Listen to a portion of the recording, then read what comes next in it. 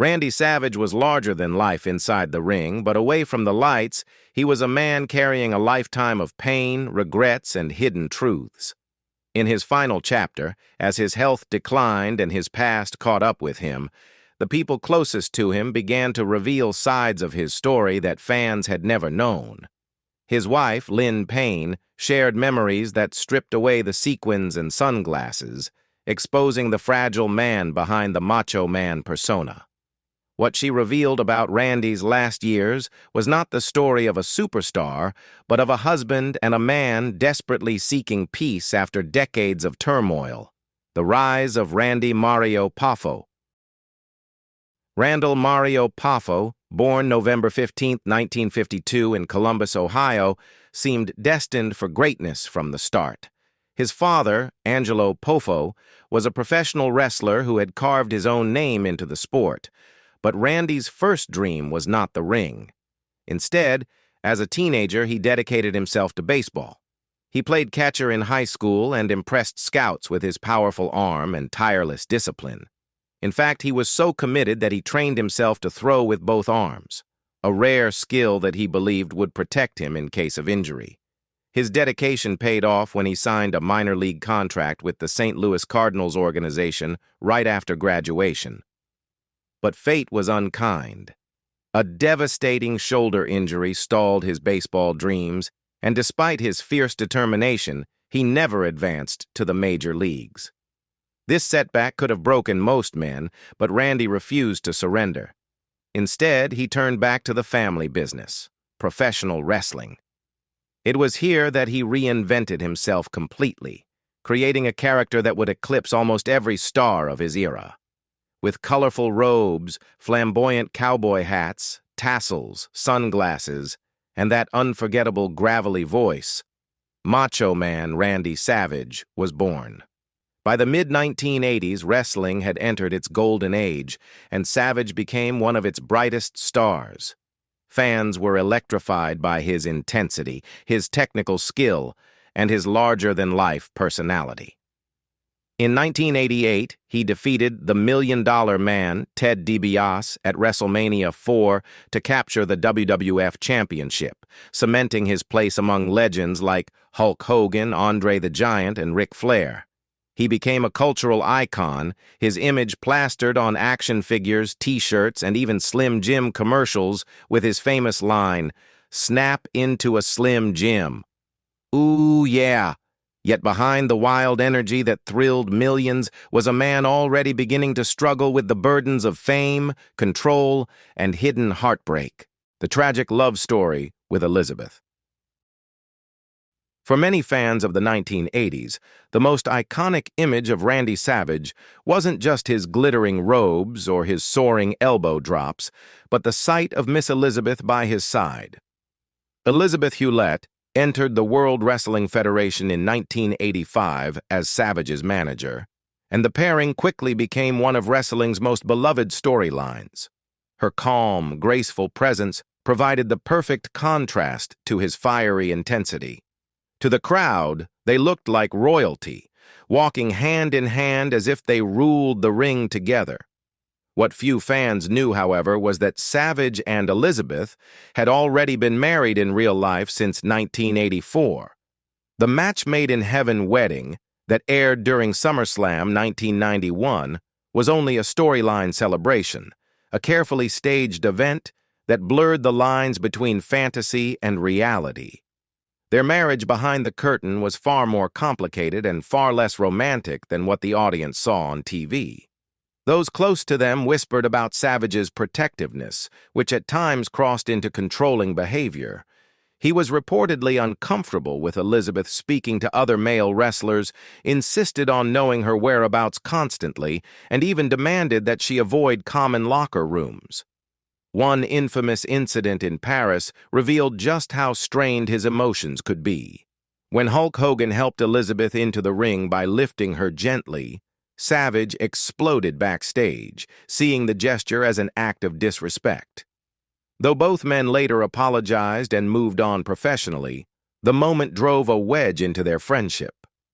By the early 1990s, the pressures of fame, Randy's paranoia and Elizabeth's exhaustion with the lifestyle proved too heavy. Their marriage crumbled, and in 1992, they officially divorced. For Savage, it was a devastating loss. Elizabeth had been both his partner in life and his most trusted presence in the ring, and without her, he seemed adrift. Elizabeth, meanwhile, tried to rebuild her life but struggled with personal battles of her own. Tragically, in 2003, she died at just 42 years old from an accidental overdose of alcohol and medication. Randy rarely spoke publicly about her passing, but those close to him knew it haunted him deeply. Elizabeth's death left a scar that never fully healed. Friends said that he carried guilt for how things had ended and for the times he let fame overshadow their marriage. It was a heartbreak that weighed on him until his final days, shaping the way he lived and the choices he made later in life. Fallout with Vince McMahon and the wrestling world. By the early 1990s, Randy Savage was at the peak of fame, but behind the curtain, his relationship with the World Wrestling Federation was beginning to fracture. For nearly a decade, he had been one of Vince McMahon's top stars, selling out arenas, moving merchandise, and creating unforgettable storylines. Yet wrestling is a business as much as it is entertainment, and Savage found himself caught in the ruthless politics of the industry. Savage wanted to keep wrestling at the top level, believing he had more to give in the ring. But McMahon saw him differently. By 1994, the WWF was turning toward a new generation of younger stars, and Savage was pushed into commentary roles rather than the spotlight. He resisted this shift, clashing with McMahon over creative direction and his future. Their disagreements escalated until Savage abruptly left the WWF later that year. To many fans, his disappearance from WWF programming felt like an overnight erasure. There was no farewell match, no send-off, just silence. This sudden exit sparked rumors that continue to swirl even today. Some believed McMahon and Savage had a personal falling out that went far beyond business. Others pointed to Savage's decision to join World Championship Wrestling, WCW, a rival promotion that McMahon viewed as direct competition. Adding insult to injury, Savage also took the lucrative Slim Jim endorsement deal with him to WCW, a sponsorship that had once been tied closely to WWF. In WCW, Savage tried to reignite his career. He won more titles, starred in storylines alongside Ric Flair and Hulk Hogan, and remained a familiar face on television. Yet despite his efforts, the magic of the 1980s was gone.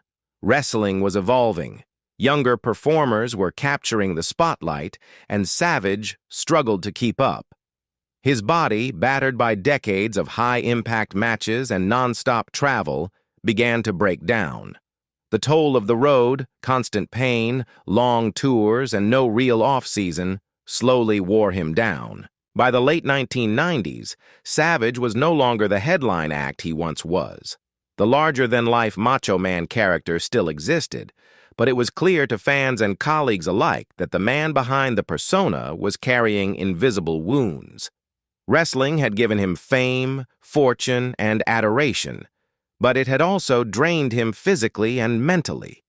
Away from the cameras, he began withdrawing from the business and retreating into a quieter life, leaving fans to wonder what had really happened between him and Vince McMahon, and why one of the greatest of all time had slipped into the shadows so suddenly. Reclusion, family losses, and finding love again. After leaving the brightest lights of the wrestling stage, Randy Savage gradually withdrew from the public eye. For a man who once thrived on roaring crowds and spotlight entrances, his later years were remarkably quiet. Neighbors and fans described him as a recluse, keeping to himself in his Florida home, which was surrounded by fences and guarded by dogs. He carried a gun in his glove compartment, a reflection of the mistrust and isolation that had begun to shape his life. Part of this retreat was fueled by personal heartbreak. His father, Angelo Poffo, the man who had first introduced him to wrestling and remained his lifelong hero, began to decline in the late 2000s due to dementia. Randy, who idolized his father, watched helplessly as Angelo's once vibrant spirit faded. In March 2010, Angelo Poffo passed away at age 84. The loss left Randy devastated, compounding the emotional scars he already carried from the collapse of his marriage to Elizabeth and her tragic death years earlier.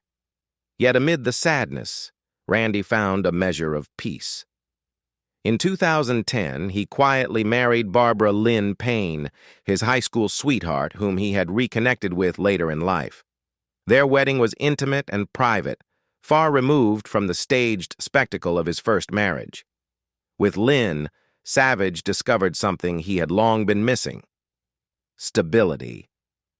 She wasn't part of the wrestling world, and she didn't see him as the Macho Man. To her, he was simply Randy Poffo, the man behind the larger-than-life persona. Those who saw him during these years noted a softer side. He spent time walking on the beach, gardening, and enjoying a slower pace of life.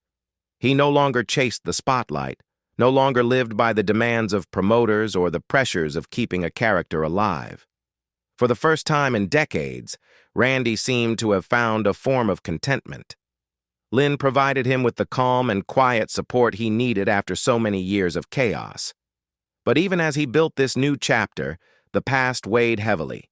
The physical toll of wrestling, combined with the stress and strain of years on the road, had left its mark. Though he rarely spoke publicly about his health, close friends suspected that Randy was not as strong as he once seemed. Beneath the surface of this peaceful life with Lynn, his body was hiding a dangerous secret, one that would cut his newfound happiness tragically short. The final day in sudden tragedy. On the morning of May 20th, 2011, Randy Savage and his wife Lynn set out for what should have been an ordinary drive near their home in Seminole, Florida. At 58 years old, Randy had been slowing down, stepping away from public appearances, and savoring his quiet life with Lynn. But that morning, he admitted he wasn't feeling well. Moments before turning down a Florida road, he looked at Lynn and said words that would echo painfully in her memory. "I think I'm going to pass out." Within seconds, the Macho Man lost consciousness behind the wheel. His Jeep veered off course, and chaos loomed. But Lynn, sitting in the passenger seat, reacted with instinctive calm. She grabbed the steering wheel, guiding the vehicle away from oncoming traffic and into a tree. The impact was slight, so mild that the airbags never deployed, but the damage had already been done. Savage's heart had given out before the crash. Emergency responders arrived quickly, and Lynn survived with only minor injuries. Savage, however, could not be revived.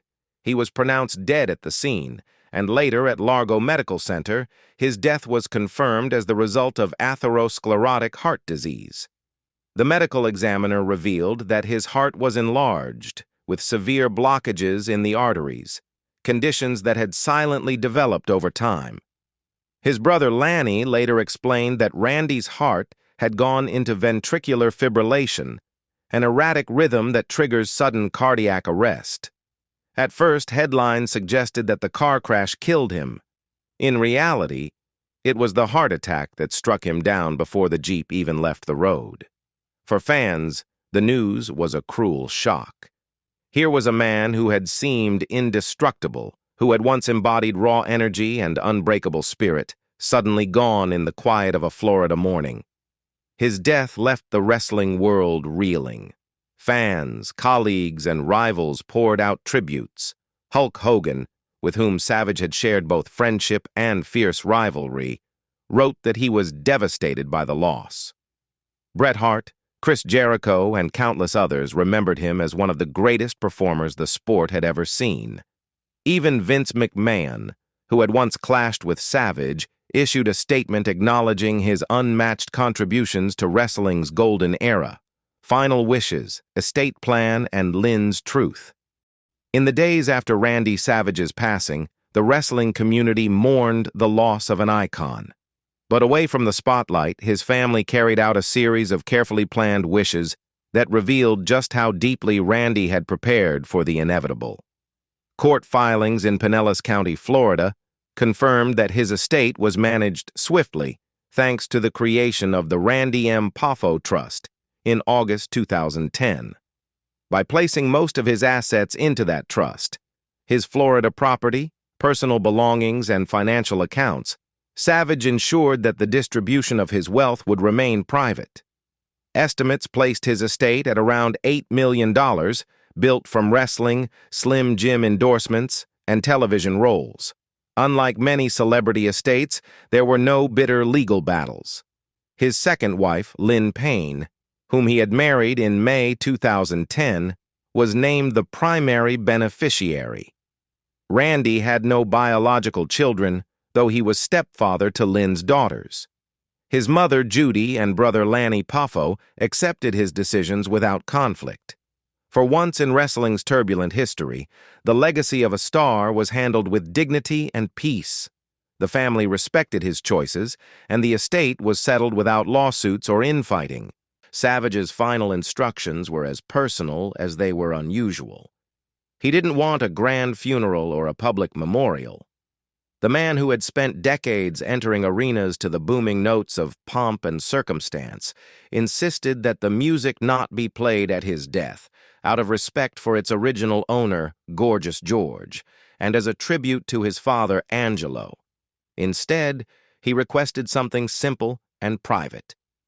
His ashes were to be scattered beneath a tree on his Largo, Florida property, in the same place where the ashes of his beloved dog, Hercules, had been laid years earlier.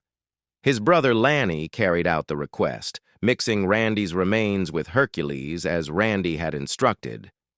"If it's good enough for Herc, it's good enough for me." And then came Lynn's words. In quiet interviews and personal reflections, she painted a portrait of Randy not as a cartoonish hero, but as a man shaped by scars. She described him as cautious, protective, and often haunted by the losses he carried: Elizabeth's tragic death, the estrangement from WWE, and his father's decline.